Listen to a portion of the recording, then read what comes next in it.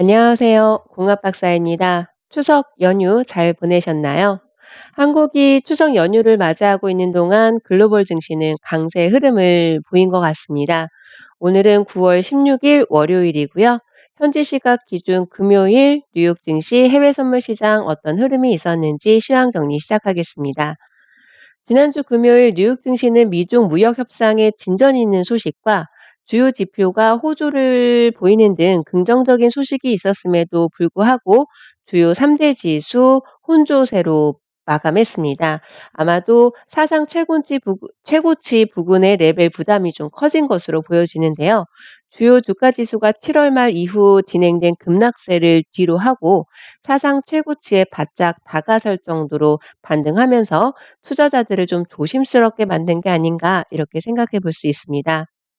앞서 중국은 미국산 제품 16가지 품목을 추가 관세 대상에서 면제하기로 했고, 대두와 돼지고기를 비롯한 일부 농축산물을 제외하겠다라고 밝혔는데요. 미국은 중국산 제품 2,500억 달러에 대한 관세율을 30%로 올리는 것을 2주 연기하는 등 양국이 서로 진전된 안을 내놓으면서 무역 합의에 대한 기대를 키웠습니다. 또한 미국의 주요 지표 발표가 호조를 보이면서 경기 침체 우려감도 한결 경감된 분위기였습니다. 지난달 가파르게 떨어졌던 미시건대 소비자 태도 지수가 이번 달에는 반등했고요. 8월 소매 판매는 시장의 예상을 상회하면서 최근 제조업 등 수출이 둔화에 따른 경기 침체 우려감이 컸던 상황에 미국 경제 확장을 뒷받침하는 소비는 건재하다라는 부분이 다시 한번 확인이 된 것으로 보여집니다. 다만 이러한 지표 호조는 연준의 적극적인 금리 인하 가능성도 낮추는 요인이 될 수 있겠지요. 다우지수만 지난주 금요일 상승 마감했는데요. 0.14% 상승했고요. S&P 500 지수는 0.07% 하락, 기술주 중심의 나스닥 지수도 0.22% 하락 마감했습니다. 한편 국제유가는 추석 연휴 직전으로 다양한 이슈가 속속 나오고 있습니다. 우선 시장의 공급 우위 상황이 지속할 수 있다라는 우려가 민감하게 반응하면서 크루드 오일 하락 흐름을 보여주었는데요. 트럼프 대통령의 존 볼턴 전 백악관 안보보좌관의 경질 소식이 전해지고 나서 이란 원유가 시장으로 다시 진출할 가능성을 키운 영향을 지속해서 좀 받은 것으로 보여지고요. 거기다가 오펙은 올해 및 내년 원유 수요 증가 전망을 이번 달에도 또 하향 조정을 했었죠. 이렇게 중장기적인 공급 초과 상황에 대한 우려도 지속되면서 미국과 중국의 무역 협상이 좀 낙관적인 분위기로 원유 수요 둔화 우려를 경감시키는 요인이 되었음에도 불구하고 시장에서는 공급 우위 상황이 지속할 수 있다라는 것에 더 민감하게 반응한 것으로 보여집니다. 하지만 주말 동안 세계 최대 석유 기업인 사우디아라비아 국영 석유 회사죠. 사우디 아람코의 석유 시설 두 곳이 무인기 드론 공격을 받아서 큰 화재가 발생하면서 상황은 또 다른 직면에 처한 것 같습니다. 걸프전 이후에 최대 타격으로 가장 심각한 피해라고 하는데요.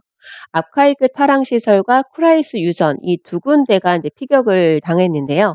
아카이크 타랑 시설은 세계 최대 규모이고 사우디 석유 생산 체계의 심장이라고 합니다. 언론에서는 심장 마비나 다름없다라는 그런 비유를 했었는데요. 예멘의 후티 반군은 자신들의 소행이라고 주장하고 있지만 마이크 폼페이오 미 국무장관은 즉각 공격 배후로 이란을 지목했고 이란은 우리가 아니야라고 즉각 부인하기도 했습니다. 거기다가 혁명수비대의 공군 사령관은 미국을 상대로 이란은 항상 전면전을 벌일 준비가 돼 있다라고 말했는데요. 미국은 이달 말 뉴욕 유엔 총회에서 로하니 이란 대통령의 회동 등을 추진해온 것으로 알려졌지만 이번 공격으로 이란과의 협상이 불투명해질 가능성도 배제할 순 없는 상황으로 보고 있습니다. 한편 사우디는 몇 주간 비투기를 보유하고 있어서 시장에 미칠 영향이 크지 않을 것이다 라는 분석도 나오고 있는데요. 오늘 오전장 시작하자마자 급등하는 모습으로 63.34 고점을 만든 이후로 지금 움직임이 약간 좀 둔화된 모습을 보여주고 있습니다. 시간봉 기준으로는 매도존과 매수존 서로 방향을 달리 보여주고 있는데요. 이러한 피격 소식으로 인해서 무조건 크루드 오일 상승할 것이다 라고 예측 매매하시면 절대 안 된다는 점 기억하시기 바랍니다. 아람코에서는 약 48시간 뒤에는 진척 상황을 공개할 것이라고 밝혔는데요. 이에 따른 영향이 또다시 크루드 오일 시장에 좀 영향을 끼칠 수 있지 않을까 이런 부분도 예상을 해볼 수 있겠지요. 오늘의 경제지표 발표 일정 확인하시기 바랍니다. 오늘 오전 11시에는 중국 관련 지표가 발표될 예정이고요. 그리고 오늘 저녁 9시 30분에는 뉴욕 엠파이어 스테이트 제조업 지수 발표 예정되어 있습니다. 오늘 월요일 한 주간의 시작인 만큼 이번 주 시장에서는 어떤 부분에 집중할 것인가 관전 포인트 세 가지로 정리해 봤습니다. 우선 지난주에는 ECB의 금리 인하 그리고 무기한 채권 매입 등을 포함한 종합 부양 패키지를 내놨었지요. 이번 주에는 FOMC 결과에 따른 영향을 시장은 좀 받을 것으로 전망하고 있습니다. 연준이 금리를 25베이시스 포인트 인하할 것이다라는 것으로 예상하고 있는 가운데 관건은 파월 연준 의장의 중간 사이클 조정이란 견해를 철회할지 여부가 좀 관건이 될 것으로 보여지는데요.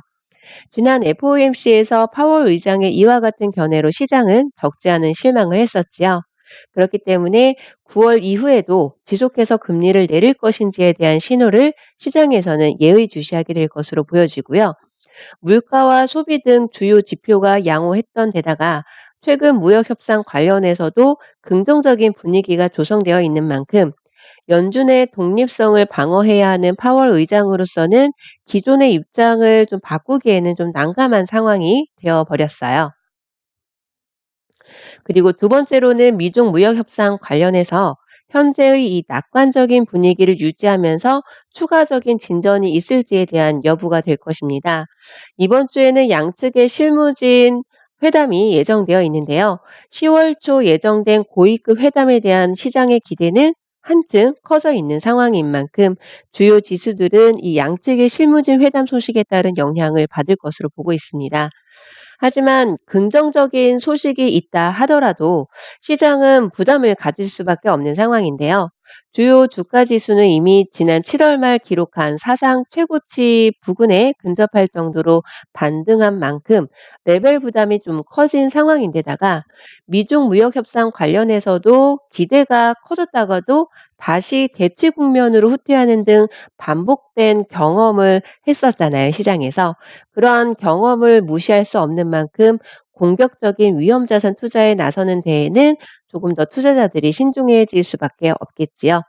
뭐 결론은 원칙대로 내가 배운 기술대로 진입과 청산을 반복하는 방법밖에 없다는 거는 매 한 가지인 것 같습니다. 오늘 한 주간의 시작 월요일인데요. 무리하지 마시고요. 오늘도 원칙 매매로서 성공 투자 되시길 응원하겠습니다. 감사합니다.